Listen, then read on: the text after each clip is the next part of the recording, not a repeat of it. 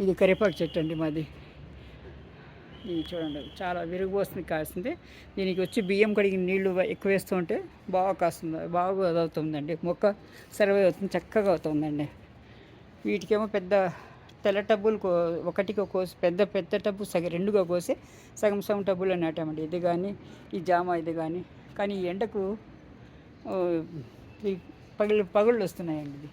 ఇది వచ్చింది చెర్రీస్ అండి. ఇది తీయగా పుల్లగా తీయగా పుల్లగా ఉంటుంది. అంటే చెట్టు నిండుకు పూత వచ్చింది, రాలిపోతుంది, కానీ కొన్ని ఉన్నాయి. ఇది కూడా ఇదండి నిమ్మ చెట్టు అండి. ఇది నిమ్మ చెట్టు చూడండి. చెర్రీస్ ఇలా కాస్తున్నాయి, పిందెలు ఇంకా వస్తున్నాయి. కొన్ని పిందెలు అక్కడక్కడక్కడ ఆకు పచ్చదనంలో ఈ చిన్న చిన్న పిందెలు కనపడడం లేదు. అదే ఎర్రగైందంటే పండయిందంటే బాగా ఎక్కువగా కనపడుతుందండి. పచ్చని చెట్ల ఎర్ర కనపడుతుంది. ఇదేమో లిచీ అండి. లిచీ చెట్టు ఇక్కడ నాటాము. లిచీ చెట్టు. ఇది కొత్తిమీర.